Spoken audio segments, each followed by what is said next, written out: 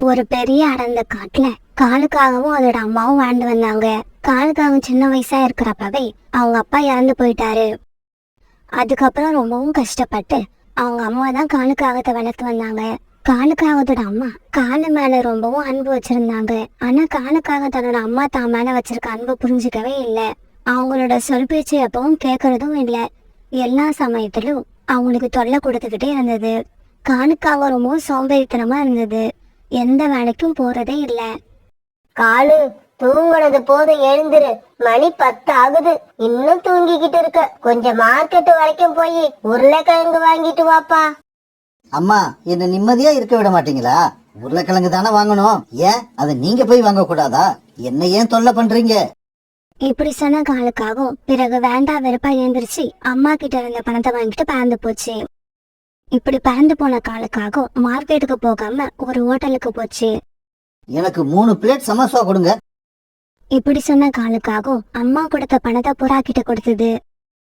காலு, நீ எந்த வேலைக்கும் போகாம சோம்பேறித்தனமா வீட்லயே தூங்கிக்கிட்டு இருப்ப. உனக்கு எப்படி 200 ரூபாய் பணம் கிடைச்சது? புறா, இதெல்லாம் உனக்கு தேவையில்லாத விஷயம். சமோசாவுக்கு பணத்தை எடுத்துக்கிட்டு மீதி பணத்தை கொடு. இப்படி சொன்ன காலுக்காகவும் பிறகு 3 பிளேட் சமோசாவையும் திருப்தியா சாப்பிட்டு முடிச்சது. சமோசாவை சாப்பிட்டு முடிச்ச காலுக்காகத்துக்கு இப்ப மறுபடியும் தூக்கம் வர ஆரம்பிச்சது. உடனே நதி ஓரமா பறந்து போய் ஒரு நிழலான இடமா பார்த்து படுத்து தூங்க ஆரம்பிச்சது. பாவம் காலுக்காகத்தோட அம்மா தான் பையன் உருளைக்கிழங்கு வாங்கிட்டு வருவான்னு நினைச்சு சாயங்காலம் வரைக்கும் வீட்டு வாசல்லே உட்கார்ந்துருந்தாங்க. அப்ப அந்த பக்கமா சோனா குருவி பறந்து வந்தது. இப்படி வந்த சோனா குருவி காலுக்காகத்தோட அம்மா வாசல்ல உட்கார்ந்துருக்கத பார்த்துட்டு அவங்க கிட்ட போச்சு. அம்மா, ஏன் ரொம்ப நேரமா வெளியிலயே உட்கார்ந்துருக்கீங்க? சோனா, என் பையன் காலுவை எங்கேயாவது பாத்தியாமா? அம்மா, காலண்ணா நதிக்கு பக்கத்துல ரொம்ப நேரமா தூங்கிட்டு இருக்காரு. அடப்பாவி, மறுபடியும் தூங்க ஆரம்பிச்சிட்டானா? சோனா, எனக்கு ஒரு உதவி செய்யறியா? கொஞ்சம் சிரமம் பார்க்காம அவனை போய் எழுப்பி வீட்டுக்கு வர சொல்லுமா. காலுக்காகத்தோட அம்மா இப்படி சொன்னதும் சோனா குருவி மறுபடியும் காலுக்காகத்தை பார்க்க பறந்து போச்சு. காலண்ணா, காலண்ணா, சீக்கிரம் எழுந்திருங்க, உங்க அம்மா உங்களை வீட்டுக்கு கூப்பிடுறாங்க. சோனா, எங்க அம்மா ஒரு பைத்தியம். அவங்க சொல்றது என்கிட்ட வந்து சொல்ற நீ ஒரு பைத்தியம். போ இங்க இருந்து. இந்த உலகத்துல நிம்மதியா தூங்கறதுக்கு எனக்குன்னு ஒரு இடமே இல்ல. இப்படி சொன்ன காலுக்காகவும் மறுபடியும் தூங்க ஆரம்பிச்சது. அன்னைக்கு சாயங்காலம் ஆச்சு. தூக்கத்துல இருந்து காலுக்காக எழுந்திரிச்ச உடனே வீட்டை நோக்கி பறக்க ஆரம்பிச்சது. டேய் காலு, உருளைக்கிழங்கு வாங்கிட்டு வரேன்னு சொல்லிட்டு போன நீ இவ்வளவு நேரம் எங்கடா போயிருந்த? அம்மா, என்ன மன்னிச்சிடுங்க. பணத்தை எடுத்துக்கிட்டு நான் மார்க்கெட்டுக்கு போனேனா, போற வழியில அந்த பணம் என் ரெக்கையில இருந்து பறந்து போயிடுச்சு. எங்கெங்கயோ தேடி பார்த்தேன், அந்த பணம் கிடைக்கவே இல்லை. வீட்டுக்கு வந்தா நீங்க திட்டுவீங்கன்னு நினைச்சு நான் அதிகாரமா படுத்து அழுதுகிட்டே தூங்கிட்டேன். அப்படியாடா, அது சரி. வீட்டுல சமையல் செய்ய எந்த காய்கறியும் இல்லையே, இப்ப என்ன பண்றது? பரவாயில்லம்மா, நான் பசியோடையே படுத்து தூங்குறேன். இப்படி பொய் சொன்ன காலுக்காகவும் அப்படியே தன்னோட கூட்டுல படுத்து தூங்க ஆரம்பிச்சது. காலுக்காக இப்படிதான் தினமும் தன்னோட அம்மாவை ஏமாத்த ஏதாவது பொய் சொல்லிக்கிட்டே இருக்கும். காலுக்காகத்தோட அம்மாவும் வேற வழி இல்லாம காலுக்காக சொல்ற பொய் எல்லாம் கேட்டுக்கிட்டு இருப்பாங்க. ஒரு நாள் கழுகக்கா காலுக்காகத்தோட வீட்டுக்கு வந்தது. அக்கா, என்னோட பொண்ணுக்கு நாளைக்கு கல்யாணம், நீங்க கண்டிப்பா காலு வளைச்சுக்கிட்டு வந்துருங்க. அதுக்கு என்னம்மா, கண்டிப்பா வந்துடுறேன். மறுநாள் எல்லா பறவைகளும் கழுகக்காவோட பொண்ணு கல்யாணத்துக்கு போய்கிட்டு இருந்தாங்க. இத பார்த்த காலுக்காகவும் தன்னோட அம்மா கிட்ட இப்படி சொல்லுச்சு.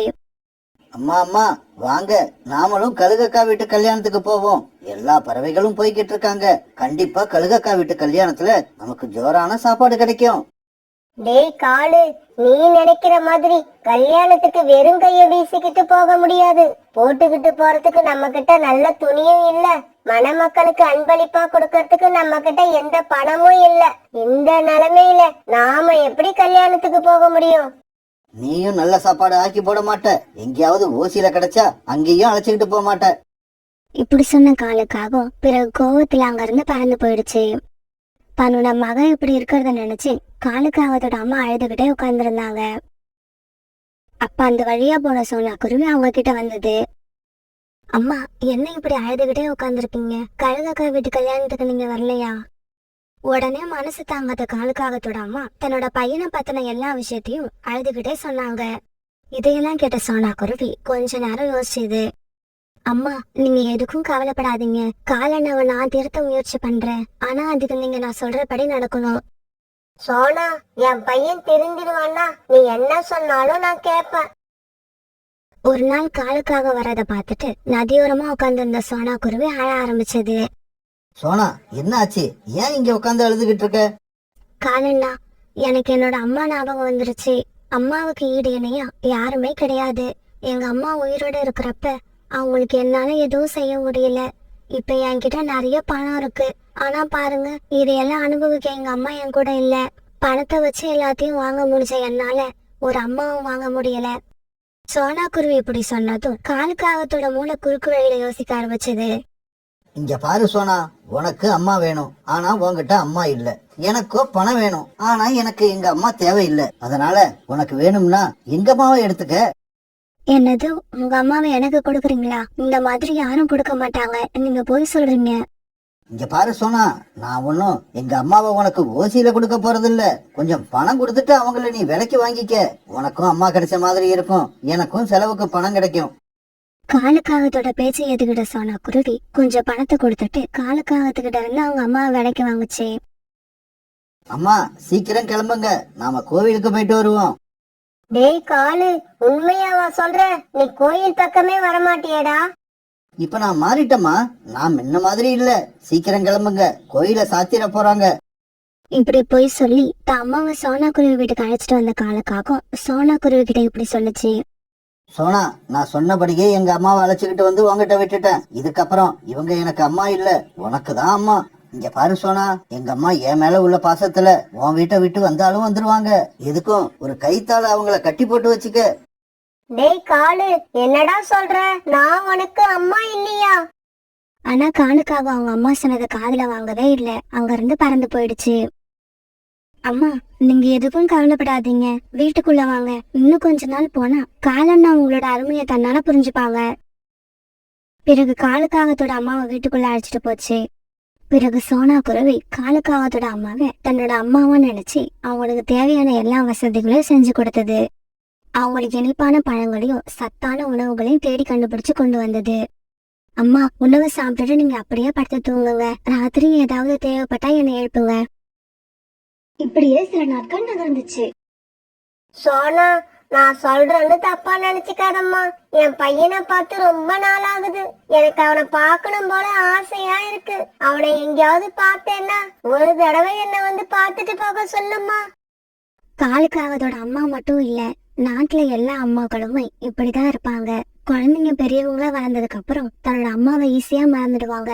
ஆனா ஒரு அம்மா தன்னோட குழந்தைய எந்த சூழ்நிலையும் மறக்கவும் மாட்டாங்க, வெறுக்கவும் மாட்டாங்க. காலுக்காக தன்னோட அம்மாவை பணத்துக்காக வித்துட்டு போனாலும் இவங்களால காலுக்காகத்தை மறக்கவே முடியல. காலுக்காகத்தோட அம்மா சொன்னதை கேட்ட சோனா குருவியும் காலுக்காகத்தை அந்த காடு பூரா எல்லா இடங்களையும் தேடி பார்த்தது. ஆனா காலுக்காகம் கிடைக்கவே இல்ல. பிறகு சோனா குருவி ஏமாற்றத்தோட தன்னுடைய வீட்டுக்கு திரும்பி வந்தது. அம்மா, நான் காலண்ணாவை காடு பூரா தேடி பார்த்துட்டேன், எங்கேயுமே கிடைக்கல. அட பாவி, எங்கடா போன? உனக்கு என்னடா ஆச்சு? நீ இப்ப எந்த நிலைமையில இருக்கியோ? எனக்கு என்னவோ உன்னை நினைச்சா ரொம்ப பயமா இருக்கு. கடவுளே, என் பிள்ளைய எப்படியாவது என்னோட கண்ணுல காட்டிடு.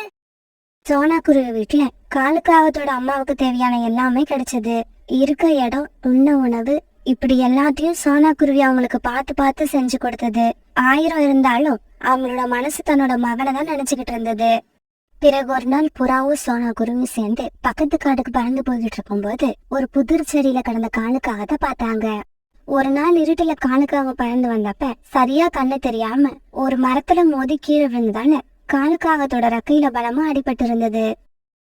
உடனே கொஞ்சமும் தாமதிக்காம புறாவும் சோனா குருவியும் சேர்ந்து காலுக்காகத்தை பறந்து டாக்டர் ஹாஸ்பிட்டலுக்கு தூக்கிட்டு போனாங்க. இங்க பாரு சோனா, காயத்துக்கு கட்டு போட்டு இருக்க. நான் குடுக்கற மருந்த வேலை தவறாம கொடுங்க. 15 நாள்ல இந்த காயம் சரியா போயிடும். இந்த செய்தியை கேள்விப்பட்ட காலுக்காகத்தோட அம்மாவும் ஹாஸ்பிட்டலுக்கு வந்தாங்க. அம்மாவை பார்த்த காலுக்காகவும் கஷ்டப்பட்டு எந்திரிச்சு உட்கார்ந்தது. ஏய் காலு, உனக்கு என்னடா ஆச்சு? நேத்து ராத்திரியில இருந்தே எனக்கு மனசு சரியில்லை. அப்பவே நினைச்சேன் என் பிள்ளைக்கு ஏதோ ஆபத்துன்னு.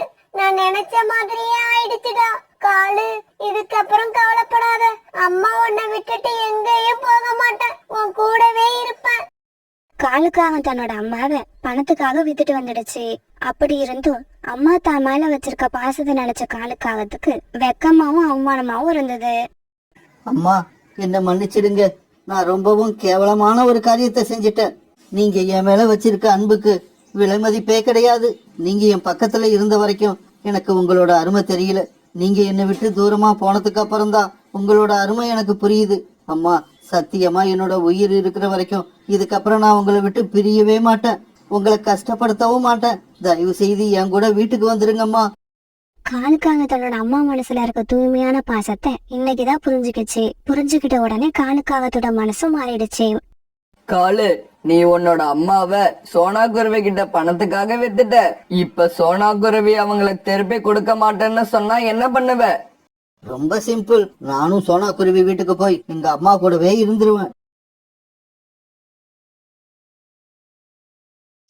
ராணிபுரா தன்னுடைய கூட்டுல உட்கார்ந்துகிட்டு வானத்தையே பாத்துக்கிட்டு இருந்தது. அப்ப ராணிபுராவோட கூட்டுக்கு ராணா குருவி வந்தது. என்ன ராணி, வானத்தையே பாத்துக்கிட்டு உட்கார்ந்து இருக்க? என்ன விஷயம்? ராணா, இன்னைக்கு சாயங்காலம் மழை வரும்னு நினைக்கிறேன். ஏன்னா இன்னைக்கு வெயில் ரொம்ப அதிகமா இருக்கு. அப்படியா? ஆனா எனக்கு என்னவோ இன்னைக்கு மழை வரும்னு தோணல. வெயில் அதிகமா இருந்தா அருவி தண்ணில போய் குளிச்சுட்டு வா, உடம்புக்கு நல்லது. இல்ல ராணா, நான் எனக்காக மழை வரணும்னு நினைக்கல. வெயில் காலத்துல முட்டையெல்லாம் கெட்டு போயிடும்னு கேள்விப்பட்டேன். புல்புல் ஆண்டி எனக்கு இன்னைக்குதான் இந்த விஷயத்த சொன்னாங்க. இப்ப நம்ம காட்டுல வெயில் அதிகமா இருக்கிறதால என்னோட முட்டை கெட்டு போயிடுமோன்னு எனக்கு பயமா இருக்கு. அப்படியா? அப்படின்னா இன்னைக்கு மழை வரணும்னு நானும் வேண்டிக்கிறேன். ஏன்னா என் மனைவி சோனாவும் நேத்துதான் முட்டையிட்டா. நீ சொல்றத பாக்கும்போது இந்த வெயிலால எங்களோட முட்டையும் கெட்டு போயிடுமோன்னு எனக்கு பயம் வந்துடுச்சு. இப்படி சொன்ன ராணா குருவி தன்னுடைய வீட்டுக்கு பறந்து போச்சு. காலுக்காகவும் கோரிக்காகவும் தங்களுடைய வீட்டுல ஏசிய ஆன் பண்ணி அதுல இருந்து வர குளுமையான காத்த அனுபவிச்சுக்கிட்டு உட்கார்ந்து இருந்தாங்க. கோரி, இந்த வெயில் காலத்துல நம்ம காட்டுல உள்ள பறவைகள் எல்லாம் ரொம்பவும் கஷ்டப்பட்டுக்கிட்டு இருக்காங்க. என்ன காலேஜ் சொல்றீங்க? நம்ம காட்டுல வெயில் காலம் வந்துருச்சா? எனக்கு என்னவோ அப்படி தெரியவே இல்ல. கோரி, நீ 24 மணி நேரமும் ஏசிய ஆன் பண்ணிக்கிட்டு உட்காந்துருக்கில்ல, அதனால நீ இப்படிதான் பேசுவ. கொஞ்ச நேரம் வீட்டை விட்டு வெளியில வந்து பாரு, அப்ப தெரியும் உனக்கு வெயில் காலம் வந்துருச்சா இல்லையான்னு. தாங்கள் இப்படி பேசிக்கிட்டு இருக்க சமயம் ராணா குருவி சோனா குருவி வெயில்ல இருந்து தங்களுடைய முட்டையை எப்படி பாதுகாக்கிறதுன்னு ரொம்ப கவலையா இருந்தாங்க. இந்த சமயத்துல ராணா குருவி சோனா குருவியும் தங்களுடைய முட்டையில சின்னதா ஒரு வெடிப்பு இருக்கிறத பார்த்தாங்க. உடனே ரொம்ப பயந்து போன இவங்க தங்களுடைய முட்டையை தூக்கிட்டு பறந்து டாக்டர் ஹாஸ்பிட்டலுக்கு பறந்து போனாங்க. டாக்டர், எங்களோட முட்டையில சின்னதா ஒரு வெடிப்பு இருக்கு. முட்டையில இருந்து குழந்தை வெளிவரத்துக்கு இன்னும் எப்படியும் 10-15 நாள் ஆகும். அதுக்குள்ள இந்த மாதிரி வெடிப்பு ஏன் வந்தது? பறந்து டாக்டர் அந்த முட்டையை நல்லா செக் பண்ணி பார்த்தாங்க. ராணா, இப்ப வெயில் ரொம்ப அதிகமா இருக்கு. அதனால உங்க முட்டைய குளுமையான இடத்துல வச்சு பாதுகாக்க முயற்சி பண்ணுங்க. அதுவும் உடனே இதற்கான ஏற்பாடு பண்ணுங்க. அப்பதான் இந்த முட்டைய உங்களால பாதுகாக்க முடியும். டாக்டர் இப்படி சொன்னதை கேட்டு ராணா குருவி சோனா குருவி தங்களுடைய முட்டையை தூக்கிட்டு வீட்டுக்கு வந்தாங்க. இப்படி முட்டையை எடுத்துட்டு தங்களுடைய கூட்டுக்கு வந்த ராணா குருவியும் சோனா குருவியும் முட்டையை எப்படி பாதுகாக்க போறோங்கிற கவலையில இருந்தாங்க. அந்த சமயத்துல ரோனி குருவி அங்க வந்துச்சு. சோனா, நான் இப்பதான் பருந்து டாக்டரை பாத்துட்டு வரேன்.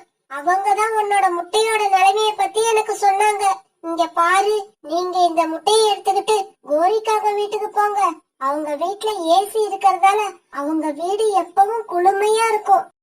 ரோனி அக்கா, நீங்க சொல்ற மாதிரி செய்யலாம் தான். ஆனா கோரி அக்கா இதுக்கு ஒத்துப்பாங்களா என்னன்னு எனக்கு சந்தேகமா இருக்கு.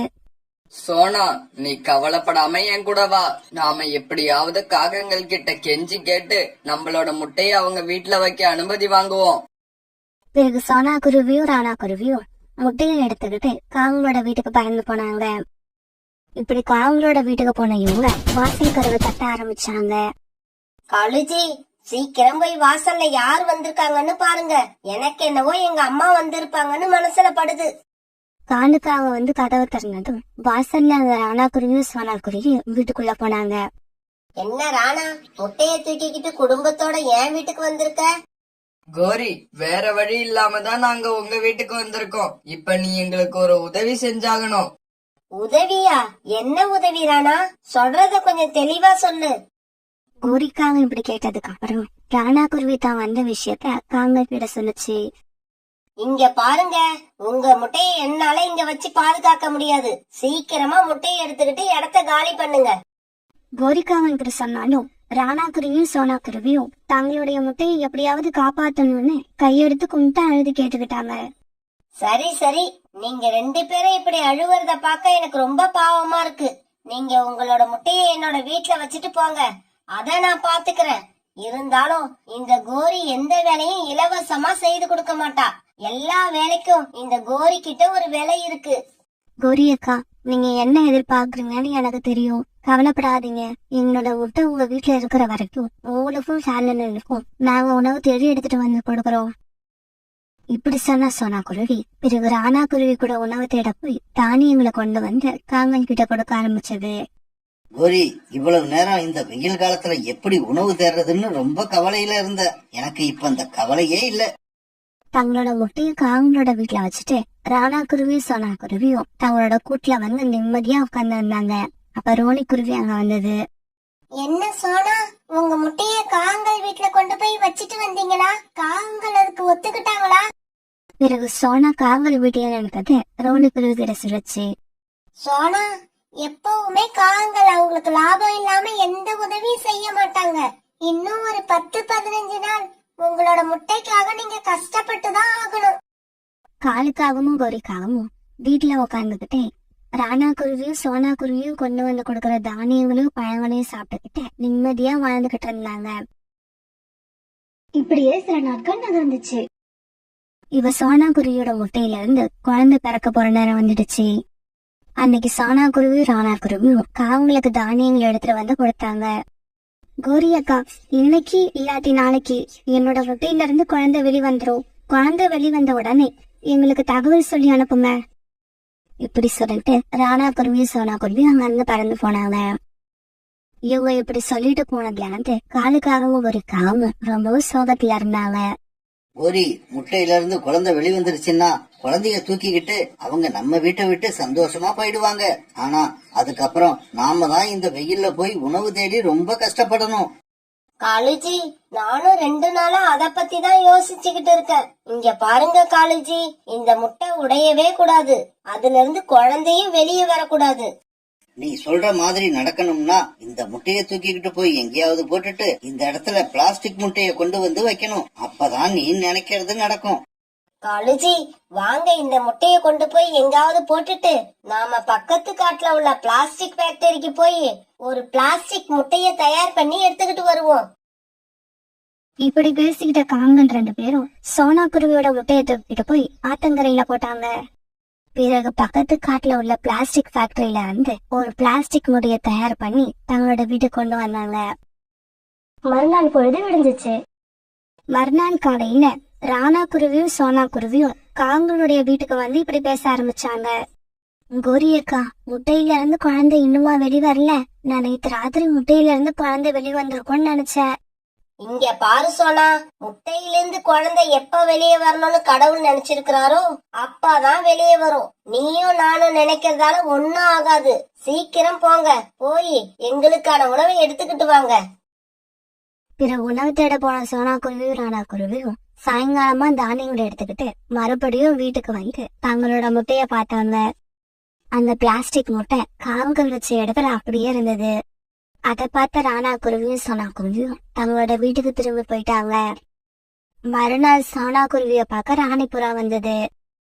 சோனா, என்னோட முட்டையில இருந்து நேத்தே குழந்தை வெளியே வந்துருச்சு. அநேகமா உங்களோட முட்டையில இருந்து குழந்தை வெளியே வந்திருக்கும்னு நினைக்கிறேன். இல்ல ராணி, என்னோட முட்டையில இருந்து இன்னும் குழந்தை வெளி வரல. சோனா, எதுக்கும் நீங்க முட்டையை எடுத்துக்கிட்டு போய் மறுபடியும் டாக்டர்கிட்ட காட்டுங்க, அதுதான் நல்லது. இப்படி சொன்ன ராணிப்புறா பிறகு அங்கிருந்து பறந்து போயிடுச்சு. பிறகு கூட்டுக்கு வந்த ராணா குருவி கிட்ட ராணிப்புறாவுக்கு குழந்தை பிறந்த விஷயத்த சோனா குருவி சொல்லுச்சு. சோனா, எனக்கு இன்னும் ரொம்ப பயமா இருக்கு. வா, நாம உடனே போய் பருந்து டாக்டர் அழைச்சுக்கிட்டு வருவோம். இப்படி சொன்ன ராணா குருவியும் சோனா குருவியும் பிறகு பருந்து டாக்டர் அழைச்சிட்டு காங்களோட வீட்டுக்கு போனாங்க. காங்களோட வீட்டுக்கு வந்த பறந்து டாக்டர் முட்டையை செக் பண்ணி பார்த்த உடனேயே இது பிளாஸ்டிக் முட்டைன்னு தெரிஞ்சு போயிடுச்சு. என்னது, பிளாஸ்டிக் முட்டையா? காலு, கோரி, நாங்க உங்க வீட்ல வச்சுட்டு போன முட்டை எங்க? உண்மைய சொல்லுங்க. இங்க பாருங்க, நீங்க வச்சிட்டு போன முட்டை இதுதான். போனா போகுதுன்னு உங்க முட்டைய வீட்ல வச்சு பாதுகாத்த பாவத்துக்கு எங்க மேலேயே சந்தேகப்படுறீங்களா? நீங்க எதுக்காக இந்த காகங்கள் கூட பேசிக்கிட்டு இருக்கீங்க? பேசாம போலீஸ் ஸ்டேஷனுக்கு போய் கம்ப்ளைண்ட் கொடுங்க. அவங்க வந்தாதான் உண்மை உடனே வெளிவரும். போலீஸுங்கிற வார்த்தையை கேட்ட உடனேயே காலுக்காகத்துக்கு பயம் வந்துருச்சு. என்னது, போலீஸ்க்கு போக போறீங்களா? வேண்டாம் வேண்டாம், கொஞ்ச நேரம் பொறுமையா இருங்க, நான் எல்லா உண்மையையும் சொல்லிடுறேன். இப்படி சொன்ன காலுக்காகும் ஒரிஜினல் முட்டையை கொண்டு போய் ஆத்தங்கரையில வச்சுட்டு பிளாஸ்டிக் முட்டையை கொண்டு வந்து வீட்டுல வச்ச விஷயத்த எல்லாருக்கிட்டையும் சொல்லுச்சு. இங்க பாருங்க, நீங்க ஆத்தங்கரையில போய் முட்டை இருக்கான்னு பாருங்க. நான் போய் போலீஸ் ஸ்டேஷன்ல கம்ப்ளைண்ட் பண்ணி இந்த காகங்களை ஜெயில போட ஏற்பாடு பண்றேன். பறந்து டாக்டர் இப்படி சொல்லிட்டு போலீஸ் ஸ்டேஷனுக்கு பறந்து போக சோனா குருவியும் ராணா குருவியும் ஆத்தங்கரைக்கு பறந்து போய் தங்களுடைய முட்டையை தேடி பார்த்தாங்க. ஆனா அந்த ஆத்தங்கரையில இவங்க ரொம்ப நேரம் தேடி பார்த்தோம் இவங்களோட முட்டை அங்க இல்ல. அதனால ராணா குருவியும் சோனா குருவியும் அழுதுகிட்டே என்ன செய்யுதுன்னு தெரியாம அங்கேயே உட்கார்ந்துருந்தாங்க. இவங்க இப்படி அழுதுகிட்டு இருந்ததை பார்த்த ஒரு வயசான பறவை இவங்க கிட்ட வந்து என்ன ஏதுன்னு விசாரிக்க ஆரம்பிச்சது. உடனே சோனா குருவி நடந்தது எல்லாத்தையும் அழுதுகிட்டே அந்த பறவை கிட்ட சொல்லுச்சு. அழாதீங்க அழாதீங்க, உங்களோட குழந்தை எங்கேயும் போகல, என்கிட்டதான் இருக்கு. அழுகைய நிறுத்திட்டு என் கூட வாங்க. இப்படி சொன்ன அந்த வயதான பறவை ராணா குருவியும் சோனா குருவியும் கூப்பிட்டுக்கிட்டு தன்னுடைய வீட்டுக்கு போச்சு. கொஞ்ச நாளைக்கு முன்னாடி ஆத்தங்கரையில இந்த சின்ன குருவி குழந்தை தனியா நின்னு அழுதுகிட்டு இருந்தது. அத பார்த்து இறக்கப்பட்டு அதை என்னோட வீட்டுக்கு தூக்கிக்கிட்டு வந்தேன். இறக்கப்பட்டு தூக்கிக்கிட்டு வந்தேனே தவிர இதை எப்படி வளர்க்கறதுன்னு எனக்கு தெரியல. நல்ல வேலை, இன்னைக்கு நான் உங்களை பார்த்துட்டேன். நீங்க உங்க குழந்தைய தூக்கிக்கிட்டு போகலாம். உங்களுக்கு எப்படி நன்றி சொல்றதுன்னே தெரியல. எங்களோட உயிர் இருக்கிற வரைக்கும் உங்களை மறக்கவே மாட்டோம். இப்படி சொன்ன ராணா குருவியும் சோனா குருவியும் குழந்தைய தூக்கிட்டு சந்தோஷமா தங்களோட கூட்டுக்கு பறந்து போனாங்க. இதே சமயத்துல காலுக்காகவும் கோரிக்காகவும் ஜெயில ரொம்பவும் கஷ்டத்தை அனுபவிச்சுக்கிட்டு இருந்தாங்க. இங்க பாருங்க, சாப்பாட்டா கொடுக்காம கற்களை கொடுத்தா அதை நாங்க எப்படி சாப்பிடுறது?